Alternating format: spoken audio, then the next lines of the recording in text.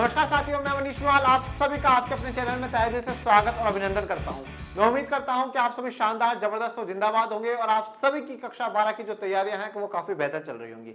इन्हीं को और बेहतर बनाने के लिए, इनको और शानदार, जबरदस्त, जिंदाबाद बनाने के लिए आज हम लोग पढ़ रहे हैं कक्षा 12 की राजनीति विज्ञान की स्वतंत्र भारत में राजनीति वाली किताब का अध्याय 6 लोकतांत्रिक व्यवस्था का संकट। और आज ये जो चैप्टर का संकट है वो खत्म हो जाएगा, मतलब ये चैप्टर पूरा हो जाएगा। और आज है हमारा इसका लेक्चर नंबर 6। ठीक है, तो 6 में ये चैप्टर आपके दिमाग में बिल्कुल फिक्स है। ठीक है, तो चैप्टर पूरा खत्म हो जाएगा और आपके दिमाग में छप जाएगा।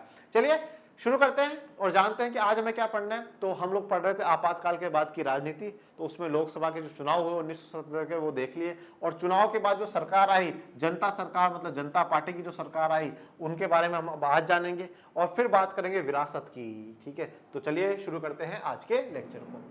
जनता सरकार, जनता गवर्नमेंट।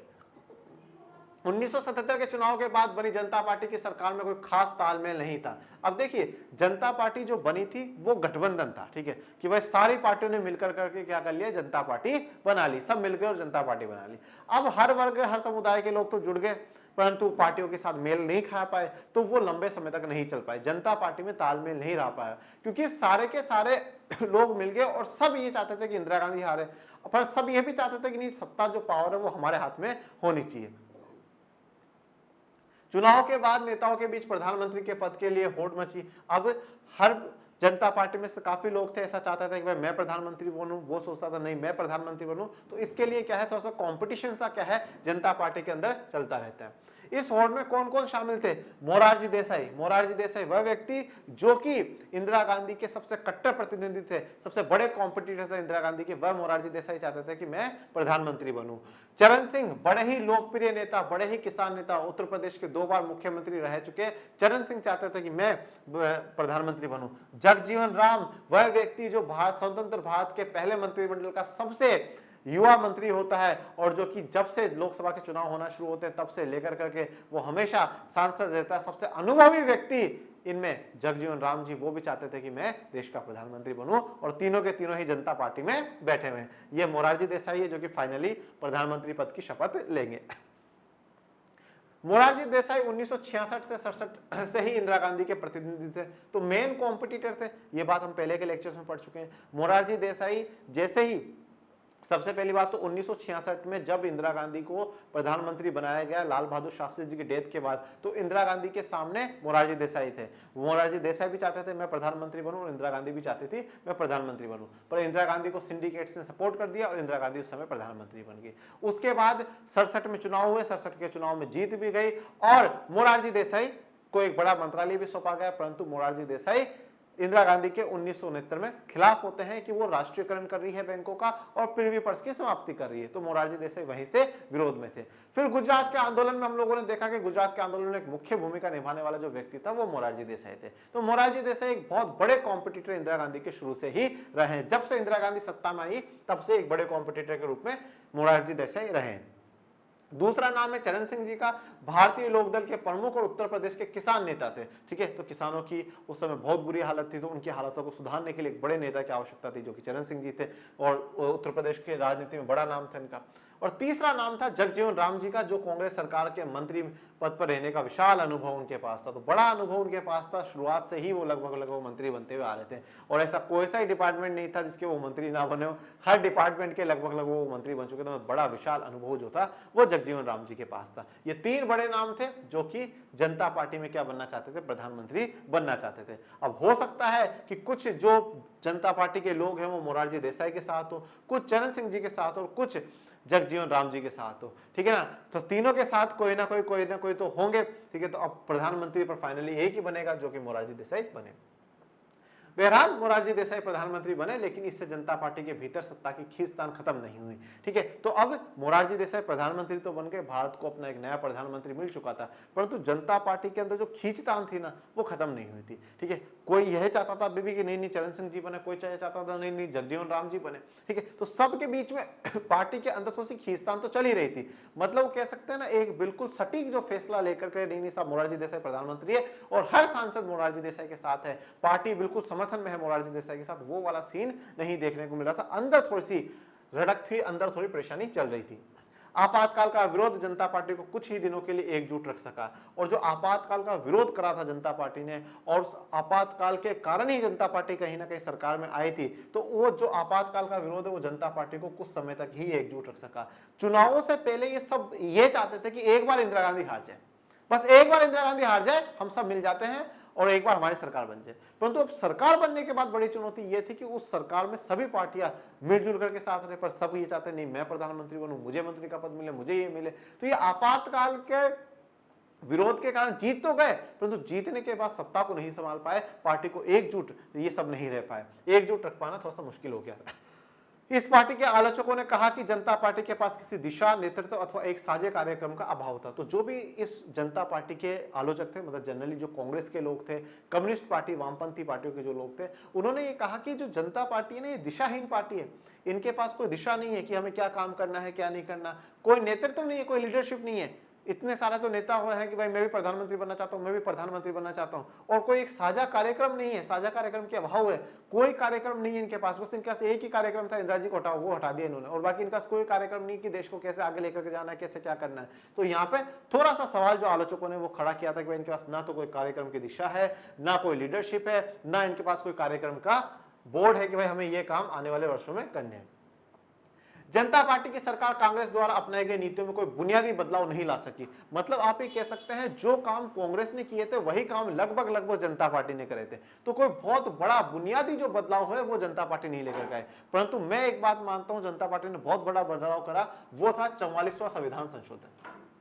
44वां संविधान संशोधन बेटा, 44वां संविधान संशोधन का मतलब है कि पूर्ण वापस से फिर क्या हुआ कि एक बार जैसा हमारा ओरिजिनल कॉन्स्टिट्यूशन था वैसा का वैसा बना दिया, क्योंकि नहीं तो 42वें संविधान संशोधन में पूरा का पूरा संविधान लगभग बदल सा दिया गया था। परंतु अब 44वें संविधान संशोधन में फिर से वही पहले वाले प्रावधान करके वापस संविधान को जीवित रखा गया, संविधान को बनाए रखा गया, ठीक है। परंतु अगर नीतियां पॉलिसियां देखें तो वही काम जो कांग्रेस कर रही थी वही जनता पार्टी कर रही थी, गरीबों के लिए ये कर देंगे वो कर देंगे। और जब कोई बहुत बड़ा डिफरेंस आपको नजर नहीं आता है ना, तो फिर हम कहीं अट्रैक्ट क्यों होते हैं? क्योंकि हमें कुछ चेंज दिखता है, कुछ हमें अलग दिखता है। जब हम कहीं अट्रैक्ट होते हैं कि नहीं साहब यहाँ कुछ अलग है, कुछ हटकर करके है, तब हम उस चीज की तरफ अट्रैक्ट होते हैं। आप अगर दुकान पे कपड़े भी लेने जाओगे, आप कुछ ऐसी चीज खरीदोगे ना, कुछ हट करके, यार पैसे दे रहा हूं तो मजा आना चाहिए, कुछ हट करके अपन खरीदते।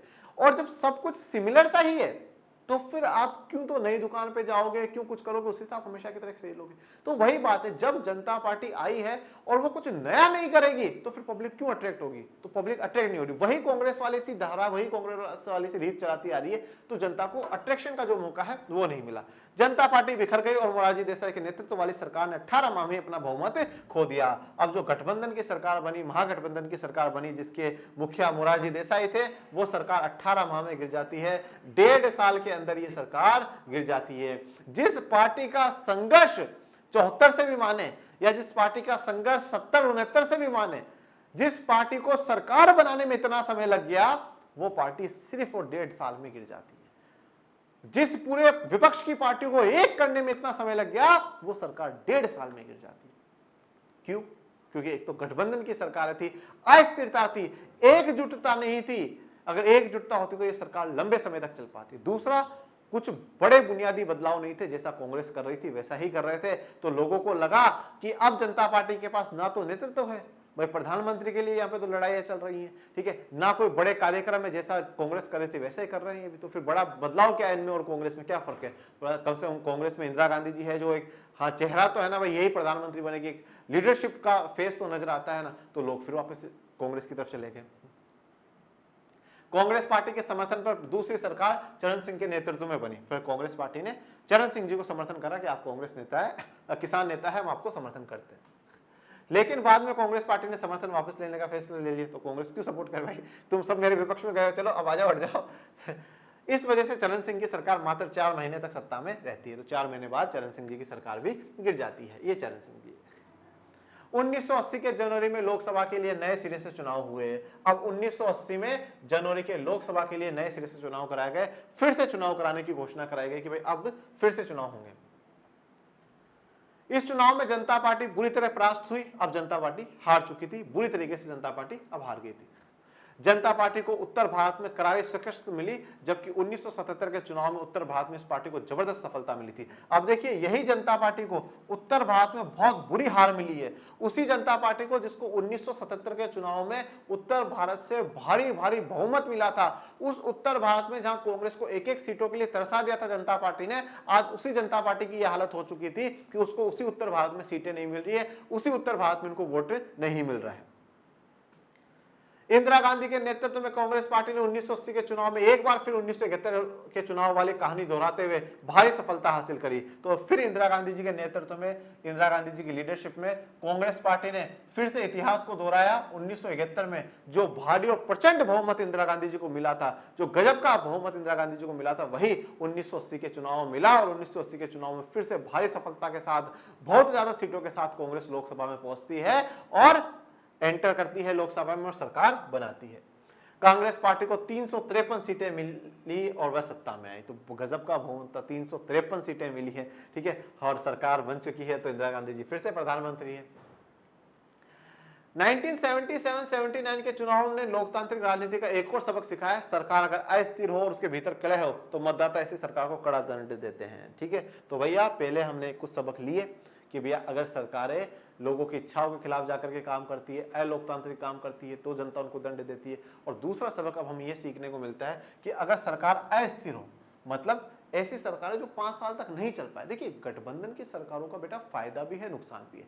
फायदा ये है, देखो उसमें अलग अलग पार्टियां मिलकर के सरकार बनाती है, और अब जब कोई भी व्यक्ति पार्टी बना रहा है ना, तो उस व्यक्ति की एक जाति के प्रति सहानुभूति है, एक वर्ग के प्रति सहानुभूति है, किसी न किसी जगह वो बहुत ज्यादा काम करना चाहता है, ठीक है ना।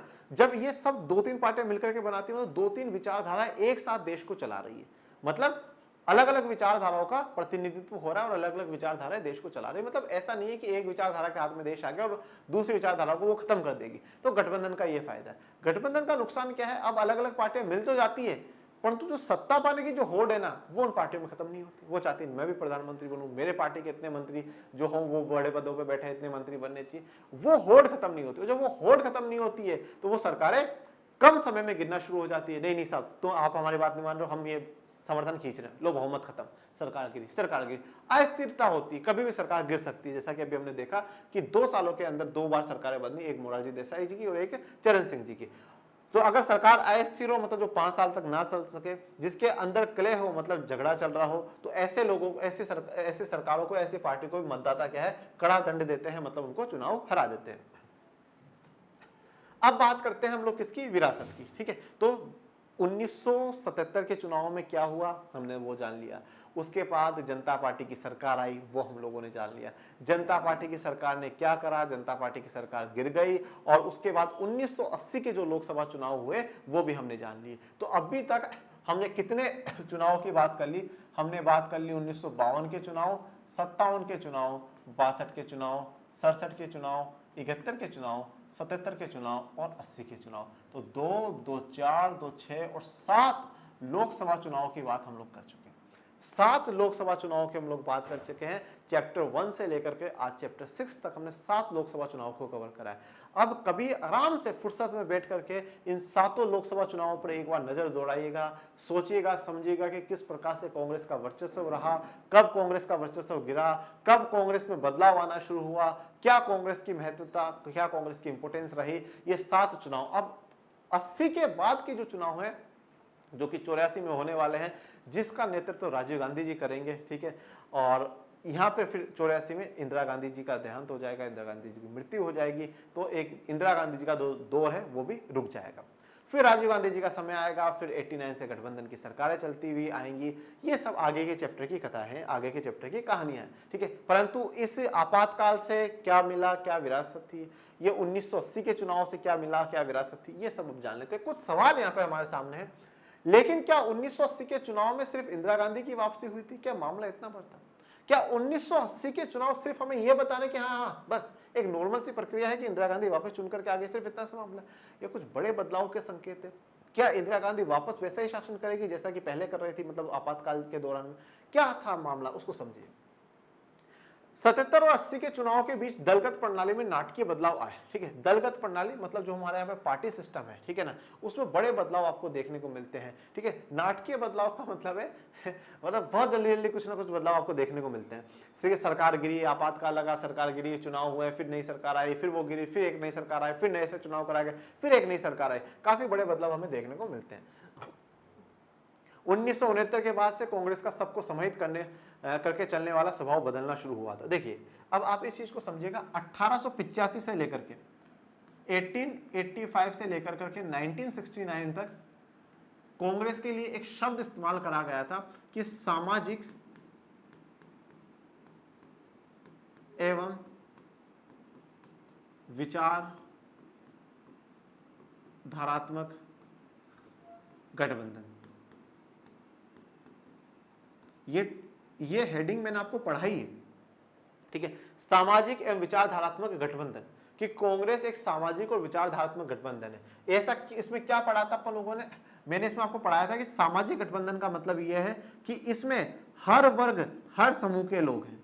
इसमें आपको हर जाति का लोग देखने को मिलेंगे, ऊंची जाति के भी हैं और निम्न जाति के लोग भी हैं। आपको इसमें हर धर्म के लोग देखने को मिलेंगे, हिंदू, मुस्लिम, सिख, ईसाई, बौद्ध, जैन, पारसी। इसमें आपको अमीर भी, गरीब भी, इसमें आपको गांवों के भी लोग हैं, शहरों के भी लोग हैं, इसमें बड़े बड़े उद्योगपति भी हैं, इसमें किसान भी है। हर वर्ग को, हर समाज के हर हिस्से को जोड़ने का काम कर रही थी कांग्रेस। विचारधारात्मक में अगर हम बात करें तो ये हर विचारधारा के पक्ष में है, हर विचारधारा इसमें मिली हुई है, हर विचारधारा के साथ थी। वामपंथी के भी सपोर्ट में है तो दक्षिण पंथ के भी सपोर्ट में है। ठीक है, समाजवाद के पक्ष में भी है तो पूंजीवाद के पक्ष में भी है। तो ये एक सामाजिक गठबंधन भी था जिसमें कि सारे समाज मिले हुए हैं, और विचारधारा का गठबंधन भी था जिसमें सारी विचारधाराएं मिली हुई हैं। इसलिए हमने इसको क्या कहा था कि कांग्रेस एक तरीके से रेनबो की तरह है, एक इंद्रधनुष की तरह है, जिसमें सारे रंग आपको देखने को मिलेंगे, सातों रंग देखने को मिलेंगे। उसी प्रकार से देश के सभी वर्ग, सभी विचारधारा आपको कांग्रेस में देखने को मिलेगी। मतलब हम कह सकते हैं कांग्रेस में पूरा भारत एक प्रकार से समाया हुआ था। 1885 से लेकर के 1969 तक की ये कहानी थी। परंतु 1969 के बाद कांग्रेस ने अपना रवैया बदलना शुरू करा। कांग्रेस विशेष समुदायों के प्रति क्या हो गई, अट्रैक्ट हो गई। कांग्रेस किसके प्रति अट्रैक्ट हुई, कांग्रेस अट्रैक्ट हुई दलितों के प्रति, आदिवासियों के प्रति, महिलाओं के प्रति, गरीबों के प्रति, बेरोजगारों के प्रति। इनके लिए सरकार विशेष रूप से काम करने को तत्पर हो गई और एक शो करने लगी कि साहब हम इनके हिमायती है, बाकी अब किसी के लिए काम नहीं कर रहे। हम गरीबों के, हम दलितों के, हम वंचितों के हिमायती, बाकी हम किसी के लिए काम नहीं करेंगे। विचारधारा में थोड़ा सा समाजवाद या वामपंथ विचारधारा का प्रभाव कांग्रेस पे 1969 के बाद बढ़ गया था। तो 1969 के बाद कांग्रेस का जो सबको समाहित करने वाला, जो सबको साथ लेकर के चलने वाला, सबको मिला लेने वाला जो विचार था, वो विचार में क्या है, उस स्वभाव में अब बदलना शुरू हो गया था, वो बदलाव आना शुरू हो गया था, वो चेंजेस देखने को शुरू हो गए थे। ये कब चेंज हुआ, 1969 के बाद हुआ। जैसे कि हम देख सकते हैं 1969 में इंदिरा गांधी जी 10 वाला प्रोग्राम लेकर के आती है, 10 प्रोग्राम लेकर के आती है जो गरीबों के कल्याण के लिए होते हैं, जिसमें बैंकों का राष्ट्रीयकरण होता है, प्रीवी पर्सी की समाप्ति होती है, दलितों, पिछड़ों, महिलाओं के लिए बहुत से प्रावधान इंदिरा गांधी जी करती है। तो ये क्या दर्शाता है कि एक समाज के प्रति इंदिरा गांधी जी कुछ ज्यादा ही डेडिकेटेड हो रही है, एक विचारधारा, समाजवाद, वामपंथ की विचारधारा के प्रति इंदिरा गांधी जी डेडिकेटेड हो रही है। तो जो एक नारा था कांग्रेस का कि सबको समाहित करने वाली बात कांग्रेस के लिए कही जाती थी, वो अब बदल चुकी थी, अब बदलाव आ चुका था, अब स्वभाव जो है कांग्रेस का वो बदल चुका था बच्चों। 1969 से पहले तक कांग्रेस विविध विचारधारात्मक गतिविधि के नेताओं और कार्यकर्ताओं को एक में समेटकर चलती थी। तो 1969 से पहले जो अलग अलग विचारधारात्मक जो लोग हैं, जो नेता है, जो कार्यकर्ता है, उनको एक में समेटकर चलती थी। जब तक नेहरू जी का दौर, शास्त्री जी का दौर रहा, तब तक कांग्रेस सबको समेट करके चल रही, सबको एक साथ लेकर के चल रही, चाहे अलग विचारधारा के लोग हो, अलग अलग सामाजिक वर्गों के लोग हो, सबको एक साथ लेकर चलने का काम कांग्रेस यहाँ पर कर रही थी। अपने बदले हुए स्वभाव में कांग्रेस ने स्वयं को विशेष विचारधारा से जोड़ा। मतलब 1969 के बाद कांग्रेस ने स्वयं को एक विशेष विचारधारा से जोड़ा। मतलब जो कांग्रेस सारी विचारधाराओं का प्रतिनिधित्व करती थी, उस कांग्रेस ने अब अपने आप को एक विचारधारा से जोड़ लिया कि सब हम इस पर्टिकुलर विचारधारा को समर्थन करते हैं। उसने अपने को देश की एकमात्र समाजवादी और गरीबों की हिमायती पार्टी बताना शुरू किया। तो उन्होंने अपने आप को, अपनी पार्टी को, कांग्रेस को बोला कि हमारी पार्टी कैसी पार्टी, समाजवादी पार्टी है, ऐसी पार्टी जो समाज के कल्याण के लिए काम करना चाहती है। किसके लिए काम करना चाहती है, समाज के कल्याण के लिए काम करना चाहती है। और ऐसी विचारधारा जो है वो समाजवाद है। और हम समाज के कल्याण में किसके लिए जो सबसे पीछे है, जो सबसे पिछड़ चुके हैं, वो कौन है? गरीब है। तो उनकी हिमायती, उनके पक्षधर वाली पार्टी है। मतलब अब यहाँ पे उद्योगपतियों की बात नहीं हो रही, यहाँ पे अमीरों की बात नहीं हो रही, यहाँ पे गरीबों की बात हो रही है। गरीबों को लेकर के सरकार अब ज्यादा डेडिकेटेड हो चुकी है। मैं ऐसा नहीं कहता कि गलत है, अच्छी बात है, काम करना चाहिए, परंतु यहाँ पे ये समझाने की कोशिश कराई जा रही है कि जो सामाजिक और विचारधात्मक जो गठबंधन था कांग्रेस का, वो अब खत्म हो चुका है। कांग्रेस की जो विचारधारा है, कांग्रेस का जो स्वभाव है, उसमें बदलाव आ चुका था। इस तरह 1970 के दशक के शुरुआती सालों से कांग्रेस की सफलता इस बात पर निर्भर रही कि वह गहरे सामाजिक और विचारधात्मक विभाजन के आधार पर लोगों को अपनी तरफ कितना खींच पाती है। तो 1970 के दशक के से कांग्रेस की जो सफलता है वो इस बात पर निर्भर रहती थी कि जो सामाजिक और विचारधात्मक जो विभाजन कांग्रेस ने कर रखा था कि नहीं साहब, हम इनके हिमायती है, वो उनके हिमायती है, हम इस विचारधारा को सपोर्ट करते हैं, वो उस विचारधारा को सपोर्ट करते हैं। याद करिए चैप्टर की शुरुआत की बातें, इंदिरा गांधी जी ने सत्ता के जो संघर्ष है उसको विचारधारात्मक संघर्ष बना दिया था। पढ़ा है ना अपन ने कि जो सत्ता का संघर्ष था कांग्रेस ओ और कांग्रेस आर के बीच में, इंदिरा गांधी जी ने कहा ये सत्ता के लिए नहीं, ये विचारधारा का संघर्ष है। हम गरीबों के हिमायती है, ये गरीबों के खिलाफ है। हम समाजवादी है, समाज के लिए काम करना चाहते हैं, ये समाज के खिलाफ काम करना चाहते हैं, ये मुझे हराना चाहते हैं और मैं गरीबी को हराना चाहती हूं, इसलिए आप क्या करें, मुझे वोट दीजिए। तो सत्ता के संघर्ष को विचारधारा में बदल दिया, मतलब अपनी विचारधारा को दर्शाया गया कि साहब हमारी ये विचारधारा है। तो सामाजिक और विचारधारा का जो विभाजन करा गया था उसमें कितने लोगों को वो अपनी तरफ खींच पाती इंदिरा गांधी जी, इस बात पे तय करता था कि कांग्रेस जीतेगी या नहीं जीतेगी। परंतु इंदिरा गांधी जी ने काफी लोगों को अपनी तरफ खींच लिया, बड़े समुदायों को, बड़े वर्गों को अपनी तरफ खींच लिया और फिर इंदिरा गांधी जी बार बार हर बार प्रचंड बहुमत के साथ लोकसभा में पहुंचती गई। इसके साथ साथ ये पार्टी अब एक नेता यानी इंदिरा गांधी की लोकप्रियता पर भी निर्भर हुई। ठीक है, तो अब ये तो भैया सामाजिक वो सब है, और सबसे इंपॉर्टेंट बात होती है नेता की लोकप्रियता। नेता की लोकप्रियता बड़ी इंपॉर्टेंट होती है, क्योंकि जो सब कुछ मतलब जो संसदीय व्यवस्था है ना बच्चों, उसको एक प्रकार से आप प्रधानमंत्री व्यवस्था भी कहो तो गलत नहीं है वो।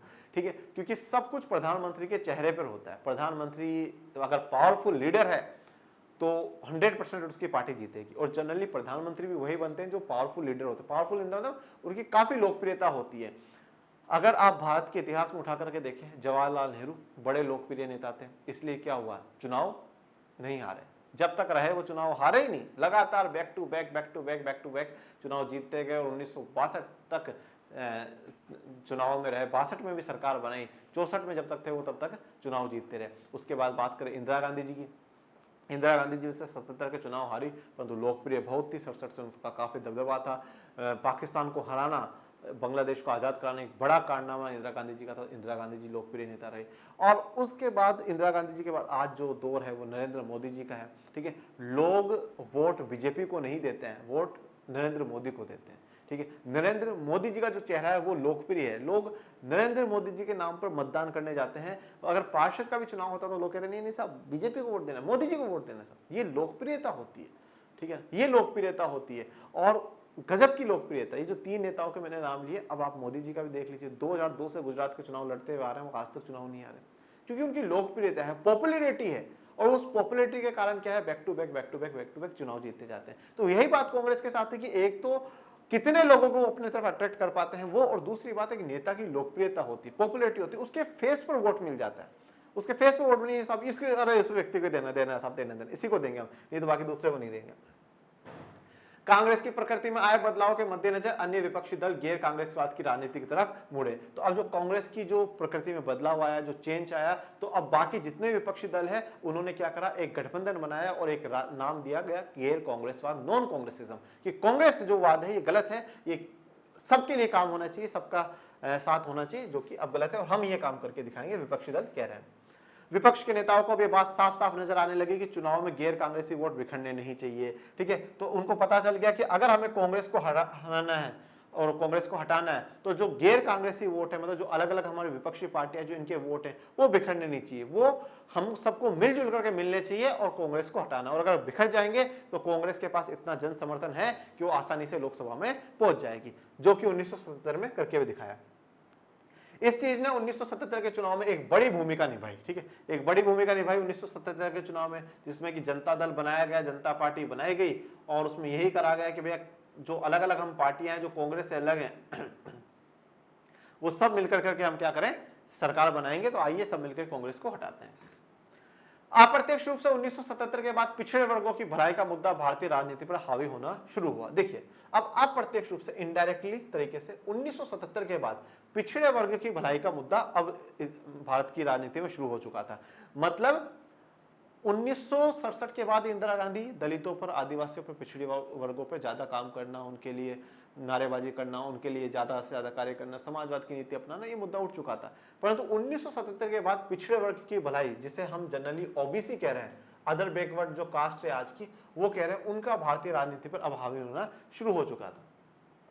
1977 के चुनाव परिणामों पर पिछड़ी जातियों के मतदान का असर पड़ा था, खासकर उत्तर भारत में। तो जो पिछड़ी जाति के लोग हैं उनका बड़ा एक प्रभाव पड़ा था। 1977 के चुनाव में मतदाताओं ने गजब की वोटिंग जनता पार्टी के लिए करी कि भाई जो हमारे बैकवर्ड कास्ट के लोग हैं उनका उत्थान होना चाहिए। देखिए, लोकतंत्र में और लोकतंत्र में जो मतदान की जो पावर है ना बेटा, ये बड़ी इंपॉर्टेंट है, बहुत इंपॉर्टेंट है। आप सोचिए, जो समाज, जो वर्ग हजारों सालों से शोषित रहे, वंचित रहे, चाहे वो दलित हो, चाहे वो पिछड़े हों, चाहे वो महिलाएं हों, कोई भी हो, आज हर पार्टी, हर नेता आज उनके घर जाता है साफ साफ साफ। क्यों? उस वोट के कारण, एक वोट के कारण, एक मतदान के कारण। और इस मतदान के कारण ही क्या है, जागरूकता आई है लोगों में, नहीं साहब हमारी जाति का महत्व बढ़ा है। आज कोई नेता डायरेक्टली जाकर के किसी वर्ग के लिए नहीं कह सकता, चाहे वो अपर कास्ट हो, बैकवर्ड कास्ट हो, कोई सी भी हो, किसी के लिए जाकर नहीं साहब हमें तो इनको वोट नहीं चाहिए। अरे चाहिए भैया, वोट चाहिए, सबके चाहिए। हर पार्टी, हर कास्ट का, हर वर्ग का एक इंपोर्टेंस बढ़ा है।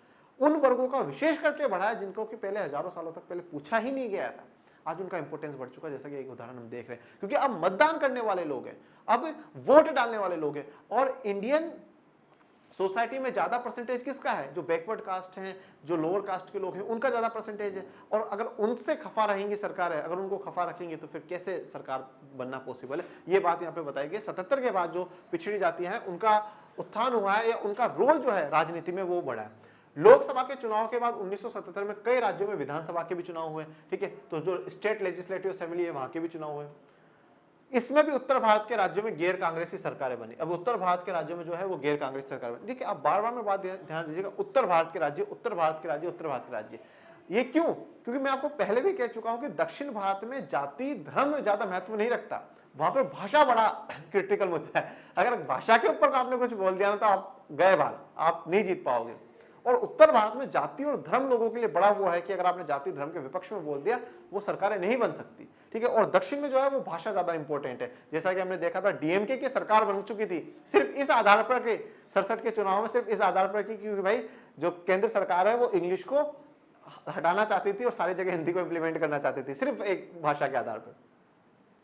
इन सरकारों के बनने में पिछड़ी जाति के नेताओं ने महत्वपूर्ण भूमिका निभाई। तो अब इन सरकारों के बनने में जो बड़ी भूमिका वो जो निभाई वो पिछड़ी जाति के नेताओं ने निभाई। पिछड़ी जाति के नेताओं की भूमिका निभाने का अर्थ ये था कि अगर ये सरकारें बन रही है तो पिछड़ी जाति के वोट बैंक से बन रही है, उनके वोटों से बन रही है। और वोट लेकर के कौन आ रहा है? पिछड़ी जाति के नेता ही लेकर के आ रहे हैं, वही वोट लेकर के आ रहे हैं और वही ये सरकारें बना रहे हैं। इसका मतलब अगर पिछड़ी जातियों की बात नहीं सुनी गई तो सरकारें नहीं बन पाएगी। मतलब आप यहाँ पे कह सकते हो जो राइज ऑफ बैकवर्ड कास्ट है वो यहाँ से होना शुरू हुआ है। हम अभी आगे के चैप्टर्स में पढ़ेंगे। एक चैप्टर वैसे था जो कि अब एनसीईआरटी ने हटा दिया है, जन आंदोलनों का चैप्टर था, जिसमें हम दलित पैंथर्स के बारे में, हम भारतीय किसान यूनियन के बारे में, हम ताड़ी विरोधी आंदोलनों के बारे में, इनके बारे में पढ़ते, जिनमें हमें ये पता चलता कि किस प्रकार से दलितों का राइज हुआ, दलितों का उदय भारत की राजनीति में हुआ, किस प्रकार से किसानों का इन्वॉल्वमेंट बढ़ा, किस प्रकार से महिलाओं का इन्वॉल्वमेंट बढ़ा। वो पढ़ते, वो चैप्टर पर हट चुका है, कोई बात दिक्कत वाली बात नहीं है, ठीक है।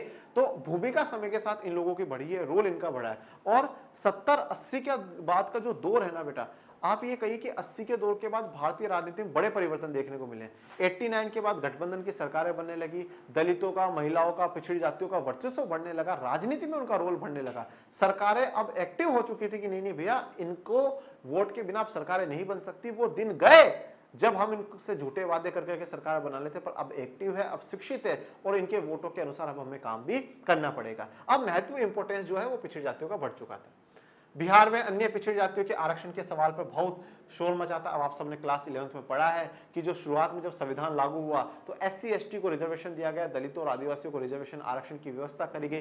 3 जगहों पर करी गई, शैक्षणिक संस्थानों पर, मतलब कॉलेज में, यूनिवर्सिटी में, इनमें सरकारी नौकरियों में, सरकारी नौकरी में, न्यायपालिका में नहीं है, ठीक है। उसके अलावा तीसरा फिर राज्यों की विधानसभाओं में और लोकसभा में, राज्यसभा में और विधान परिषदों में नहीं करा गया। एससी एसटी को रिजर्वेशन दिया गया, पर अन्य पिछड़े जाति ओबीसी को नहीं दिया गया, तो उसका सवाल उठने लगा कि भाई साहब हमें भी दो। इसके बाद केंद्र की जनता पार्टी ने सरकार में मंडल आयोग को नियुक्त करा। अभी मंडल आयोग बड़ा इंपॉर्टेंट टॉपिक है बेटा, बड़ा इंपॉर्टेंट टॉपिक है। मैंने अभी लास्ट लेक्चर में डिस्कस करा था, भारत की आगे की राजनीति में एक बड़ी भूमिका मंडल आयोग निभाएगा। मंडल आयोग क्या काम करेगा? मंडल आयोग इसलिए बनाया गया था कि आप देखिए कि भैया ओबीसी जो है, अदर बैकवर्ड जो कास्ट है, क्या उनका आज सामाजिक और आर्थिक कंडीशन क्या है, उनकी सामाजिक और आर्थिक स्थिति क्या है, क्या उनको भी आरक्षण की व्यवस्था देनी चाहिए, कि आरक्षण उनको भी प्रोवाइड करना चाहिए। और मंडल आयोग नाम क्यों रखा गया? क्योंकि जो इसके अध्यक्ष थे वो कौन थे? बीपी मंडल थे। और बीपी मंडल बिहार के मुख्यमंत्री भी रह चुके हैं, क्योंकि मेन जो मुद्दा उठाता वो कहां से उठाता? बिहार से उठाता। और बिहार से जब उठा तो बिहार के पूर्व मुख्यमंत्री को इस आयोग का अध्यक्ष बनाया गया और बोला कि आप इसकी पूरी जांच पड़ताल करें कि बनना चाहिए या नहीं बनना, आरक्षण मिलना चाहिए या नहीं मिलना चाहिए। फिर बीपी मंडल और उनके आयोग ने कहा कि 27% रिजर्वेशन ओबीसी को मिलना चाहिए, अदर बैकवर्ड कास्ट को मिलना चाहिए। परंतु जब ये घोषणा 90 के टाइम में, 1991 में होंगी, तो जो स्वर्ण जातियां हैं वो विरोध करेंगे कि नहीं साहब, आरक्षण से मेरिट कम होता है, मेरिट पे ध्यान नहीं जाता, जातिवाद बढ़ता है, ऐसी बातें होती हैं, ठीक है। सुप्रीम कोर्ट केस जाता है, फिर सुप्रीम कोर्ट एक बिल्कुल बीच का रास्ता बताता है और कहता है कि जिन लोगों के पास इतनी इनकम हो, मतलब एक क्रीमी लेयर उसको कहा जाता है, कि इतने अगर किसी के पास हो तो उसको आरक्षण की सुविधा ना मिले, और अगर से कम है तो उसको आरक्षण की सुविधा दे दी जाए। ये बात हम आगे की बात में पढ़ेंगे। आपातकाल और उसके आसपास की अवधि को हम संवैधानिक संकट की अवधि के रूप में भी देख सकते हैं, ठीक है। आपातकाल और उसके आसपास का जो टाइम पीरियड है, हम उसको संवैधानिक संकट की अवधि में देख सकते हैं कि संविधान पर क्या था? संकट था। संसद और न्यायपालिका के अधिकार क्षेत्र को लेकर छिड़ा संवैधानिक संघर्ष भी आपातकाल के मूल में था। देखिए, संसद और न्यायपालिका के बीच में जो संघर्ष छिड़ा अधिकारों को लेकर के, नहीं साहब ये संसद का अधिकार है, न्यायपालिका बोले नहीं नहीं ये तो हमारा अधिकार है। संसद कैसे ले रहा? संसद कहता है नहीं साहब ये तो हमारा अधिकार है। तो ये जो संवैधानिक संघर्ष छिड़ा था, ये भी कहीं ना कहीं आपातकाल का मूल बिंदु था। दूसरी तरफ राजनीतिक संकट का भी दौर था, तो एक तरफ संवैधानिक संघर्ष था, दूसरी तरफ राजनीतिक संकट, पॉलिटिकल क्राइसिस भी चल रहे थे। सत्ताधारी पार्टी के पास पूर्ण बहुमत था, फिर भी इसके नेतृत्व ने लोकतंत्र को ठप करने का फैसला करा। देखो, अब सत्ताधारी पार्टी, ठीक है, हम कब की बात कर रहे हैं? 1975 की बात कर रहे हैं। सत्ताधारी पार्टी कौन है बेटा? कांग्रेस, ठीक है। पूर्ण बहुमत था ना? पूर्ण बहुमत कब मिला था? 1971 में मिला था ना। 1971% बहुमत के साथ इंदिरा गांधी जी आई थी, ठीक है। 70 में लोकसभा को भंग करवा दिया, 71 में चुनाव करवाए, और पूर्ण बहुमत के साथ इंदिरा गांधी जी आई, और फिर 72 में राज्यों की विधानसभाओं में गजब की बहुमत के साथ आई। मतलब पूरा अच्छे से बहुमत होने के बावजूद भी सरकार ने यह फैसला लिया कि साहब लोकतंत्र को ठप करेंगे, आपातकाल लगाएंगे। क्या जरूरत थी भैया? सब कुछ जब सारी पावर्स ऑटोमेटिकली आपके पास थी, भाई आपके सरकार गिरने का डर नहीं था, आपके सरकार हटने का डर नहीं था, आपकी सरकार गठबंधन की नहीं थी, सारी पावर्स ऑटोमेटिकली आपके पास थी, तो ये लोकतंत्र को ठप करना और उसके बीच में आपातकाल लगा करके एक इतना बड़ा संविधान संशोधन कर देना सही थोड़ी था, ठीक है। तो खुद के पास पावर होने के बावजूद ऐसा काम करना गलत था कहीं ना कहीं। भारतीय संविधान के निर्माताओं को विश्वास था कि सभी राजनीतिक दल लोकतांत्रिक मानकों का पालन करेंगे। तो संविधान के जो निर्माता है उनको विश्वास था कि भैया लोकतांत्रिक जो मानक है, जो लोकतंत्र के स्टैंडर्ड है, लोकतंत्र के अनुसार ही काम करेंगे, ठीक है। जो संविधान है उसको मानेंगे और उस लोकतंत्र के अनुसार ही काम करेंगे। अब मुझे फिर से बाबा साहब अम्बेडकर की याद आती है, और बाबा साहब अम्बेडकर 25 नवंबर 1949 को भारतीय संविधान सभा में भाषण देते हुए कहते हैं कि हम लोगों ने, मतलब पूरी संविधान सभा ने मिलकर करके, डॉक्टर अम्बेडकर की बड़ी खासियत मुझे अच्छी बात ये भी लगती है, उन्होंने कभी खुद की जय जयकार नहीं करवाई, सब मैंने करा है, मैंने ये करा है, मैंने वो करा नहीं, हम सब ने मिलकर के ये काम करा है। वो कहते हैं कि भारतीय संविधान सभा ने पूरे विश्व के सभी अच्छे संविधानों को पढ़ा है और जो बेस्ट चीज भारत के लिए है वो उसमें डाली है। परंतु अब ये सब कुछ निर्भर करता है आगे चलाने वालों पर। अगर चलाने वाले लोग सक्षम होंगे, अच्छे लोग होंगे, तो चाहे हमने संविधान में हजारों कमियां छोड़ी हो, वो इस संविधान को फिर भी बेस्ट संविधान बना करके दिखा देंगे, सबसे अच्छा संविधान दुनिया के सामने साबित कर देंगे। और अगर हमने इसको सबसे अच्छा भी बनाया होगा ना और लोग सही से नहीं चलाएंगे, तो क्या होगा कि हमारे देश के संविधान को दुनिया का सबसे बेकार संविधान वो साबित करवा देंगे। तो यहाँ पर वही बात, जो विश्वास देखिए संविधान निर्माताओं का, कि देखिए चाहे हम में कमी रह गई, हमने कुछ कमी छोड़ दियो, पर अगर हमारे जो आने वाली वंशज, अगर हमारे आने वाली जो पीढ़ियां है वो अच्छी होगी ना, तो वो संविधान को बेस्ट प्रूफ करके दिखा देगी। ठीक है, तो ये क्या है, विश्वास है कि जो भी सरकारें आए, जो भी पार्टियां वो सब लोकतांत्रिक मानकों के अनुसार, लोकतंत्र के अनुसार ही पालन करेगी, परंतु ऐसा इस समय में, इस दौर में नहीं हुआ। उन्हें यह भी विश्वास था कि आपातकाल की स्थिति में भी सरकार अपनी असाधारण शक्तियों का इस्तेमाल विधि के शासन के दायरे में रहते हुए ही करेगी। तो संविधान निर्माताओं को यह विश्वास था कि अगर आपातकाल की स्थिति भी रहती है, इमरजेंसी का टाइम पीरियड भी रहता है, तो जो सरकार की अपनी असाधारण शक्तियां हैं, जो सरकार को नॉर्मल टाइम में नहीं मिलती, जैसे कि अधिकारों को हटा देना, ठीक है, सारी राज्यों की शक्ति अपने पास ले लेना, ऐसी जो एबनॉर्मल पावर है जो हर बार नहीं रहती, वो आपातकाल के समय में मिलती है, इन शक्तियों का प्रयोग भी वो विधि के अनुसार ही करेगी, कानून के अनुसार करेगी। कानून का दुरुपयोग नहीं होगा, मतलब संविधान का दुरुपयोग नहीं होगा, कानून का दुरुपयोग नहीं होगा, शक्तियों का दुरुपयोग नहीं होगा, यहाँ पे कहना ये चाहते हैं। इसी उम्मीद में सरकार को आपातकाल से जुड़े प्रावधानों के अंतर्गत व्यापक और चहुमुखी शक्तियां दे दी गई। इन शक्तियों का आपातकाल के दौरान दुरुपयोग हुआ, ठीक है, और इसी विश्वास पे, विश्वास बड़ी चीज होती है, और इसी विश्वास पे भारतीय संविधान निर्माताओं ने आपातकाल में केंद्र सरकार को बड़ी शक्तियां दी, खूब शक्तियां दी, सभी चारों प्रकार, हर तरफ की जो शक्तियां है वो उनको सौंप दी गई। विश्वास बड़ी चीज होती है बेटा। पॉलिटी, अर्थशास्त्र, हिस्ट्री, ज्योग्राफी सब अपनी जगह है, परंतु एक हमारा व्यक्तिगत जीवन होता है। और मैं आपको एक बात हमेशा कहता हूं बच्चों, इस सीख को, इस बात को दिमाग में बिठा लीजिएगा। जीवन में हमारे पास प्यार करने वाले लोग भी होते हैं और हमसे नफरत करने वाले लोग भी होते हैं। अगर प्यार करने वाले लोगों की संख्या कम हो जाए, कोई बात नहीं है, कोई दिक्कत वाली बात नहीं है, घबराने की बात नहीं है। नफरत करने वालों की संख्या और बढ़ जाए तो भी दिक्कत वाली बात नहीं है, क्योंकि ये बदलता रहता है, ये रेशियो चलता रहता है। आप जितने सफल होगे, आपसे नफरत करने वाले उतने बढ़ जाएंगे, ठीक है ना। तो प्यार करने वालों की संख्या कम हो, नफरत करने वालों की संख्या बढ़ जाए, कोई दिक्कत वाली बात नहीं बच्चों। पर जो लोग विश्वास करते हैं आप पर, उनका विश्वास मत टूटने देना। एक बार नफरत करने वाले व्यक्ति वापस प्यार कर सकता है, एक बार प्यार करने वाले व्यक्ति नफरत कर सकता है, परंतु विश्वास करने वाले का अगर एक बार विश्वास टूट जाता है ना बच्चों, फिर वो वापस नहीं जुड़ता, और जुड़ता है तो उसमें गांठ पड़ जाती है, उसमें गिठान आ जाती है। इसलिए विश्वास कभी मत टूटने देना। जो लोग आप पर विश्वास करते हैं, उनका विश्वास बनाए रखना। विश्वास बड़ा जरूरी होता है, बहुत जरूरी होता है। यह राजनीतिक संकट तत्कालीन संवैधानिक संकट से कहीं ज्यादा संगीन था। तो ये जो राजनीतिक संकट है, ये कहीं ना कहीं संवैधानिक संकट से भी ज्यादा डेंजरस था। इस दौर में एक और महत्वपूर्ण मसला संसदीय लोकतंत्र में जन आंदोलन की भूमिका और उसकी सीमा को लेकर के उठा। तो अब एक मामला यह भी उठा कि जो संसदीय लोकतंत्र है, उसमें जन आंदोलन, जो जनता आंदोलन करती है, उनकी क्या भूमिका है, इनका क्या रोल है, और कहां तक की सीमा है, कहां तक वो आंदोलन कर सकती है, किन बातों को उठा सकती है, किन बातों को नहीं उठा सकती, यह मुद्दा भी उठा। स्पष्ट इस दौर में संस्था आधारित लोकतंत्र और स्वतःस्फूर्त जन भागीदारी पर आधारित लोकतंत्र में तनाव नजर आया, ठीक है। तो अब यहाँ पे देखने को मिला कि संस्था आधारित लोकतंत्र, अभी संस्था है कौन, विधायिका, कार्यपालिका, न्यायपालिका, मतलब एक ऐसा लोकतंत्र जिनको संस्था चला रही है, और एक ऐसा लोकतंत्र जो स्वतःस्फूर्त जन भागीदारी, मतलब जनता खुद की इच्छा से जो भागीदारी कर रही है आंदोलनों के द्वारा, इनके द्वारा, वो वाला लोकतंत्र। लोकतंत्र को भी दो भागों में दर्शाया अभी, एक संस्था आधारित लोकतंत्र जिसमें विधायिका, कार्यपालिका, न्यायपालिका अपने हिसाब से चला रही है, और एक जनता वाला लोकतंत्र, इनके बीच में कहीं ना कहीं तनाव नजर आया। मतलब जनता को आंदोलन करना चाहिए, नहीं करना चाहिए, कितना करना चाहिए, कितना नहीं करना चाहिए, संसद क्या कर सकती है, क्या नहीं कर सकती, ऐसे बहुत से सवाल खड़े हो चुके थे उस समय में। इस तनाव का एक कारण यह भी कहा जा सकता है कि हमारी दलीय प्रणाली जनता की आकांक्षाओं को अभिव्यक्त कर पाने में सक्षम साबित नहीं हुई। तो हम इसका एक कारण यह भी कह सकते हैं, जितनी हमारी जो पॉलिटिकल पार्टीज है या पॉलिटिकल पार्टी का जो सिस्टम है, हम जनताओं की जितनी आकांक्षाएं हैं, जितनी हमारी डिजायर है, हमारी जितनी इच्छा है, उनको सही प्रकार से अभिव्यक्त नहीं कर पाई, उनको सही प्रकार से सरकारों के सामने नहीं लेकर के आ पाई, ठीक है। ये भी हम एक कारण मानते हैं। ये सभी कारण अपनी जगह पर बच्चों, हमेशा एक बात कहता हूँ, जीवन में खुद को इतना सक्षम बनाओ, खुद को इतनी मेहनत करो, इतने मजबूत बनो, इतने ताकतवर बनो कि आप खुद देश के लिए कुछ कर सको, उन लोगों के लिए कर सको जिनके लिए कोई कुछ नहीं कर सकता, ठीक है, उनके लिए करिए। मैं हमेशा से एक ही बात कहता हूँ, बड़ी बेवकूफ़ी है कि हम सारी की सारी गलतियाँ सरकारों पे थोप दे, पार्टियों पे थोप दे। नहीं, हम जो कर सकते हैं, हम जितना अच्छा कर सकते हैं वो हम करें, और बाकी मस्त रहें, बिंदास रहें।